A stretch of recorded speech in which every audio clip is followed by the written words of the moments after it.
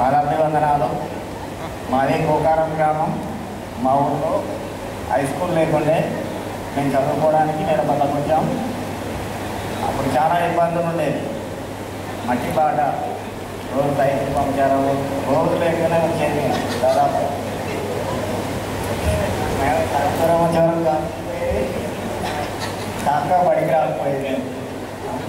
దాంతో భారతి మేడం మాకు రోజు దెబ్బలు ఉండేవి. భారతి మేడం తోటి దానివల్ల మేము చదువులు చాలా వెనుకబడి పడిపోయాం.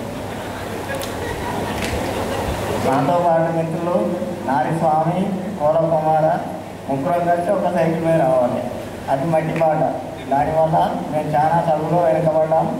మాకు చాలా ఇబ్బంది అయింది. తర్వాత 10వ తరగతి తర్వాత మా డాడీ చనిపోయాడు.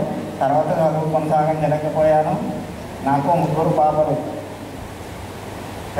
పెద్దమ్మ పేరు సాన్విత, సెకండ్ అమ్మ పేరు అన్విత, థర్డ్ అమ్మ పేరు కనకమ్మాలక్ష్మి. నాది వ్యవసాయ కుటుంబం. నేను ట్రాక్టర్ సొంతంగా కొనుక్కొని వ్యవసాయం చేసుకుంటూ జీవనం సాగిస్తున్నాను. నాకు ఈ అవకాశం ఇచ్చిన నా మిత్రులకు, నా క్లాస్మేట్లందరికీ ప్రత్యేక ధన్యవాదాలు తెలియజేస్తూ, ఈ సభకు చేసిన నా తోటి గురువులందరికీ ధన్యవాదాలు తెలియజేస్తున్నాను. ధన్యవాదాలు.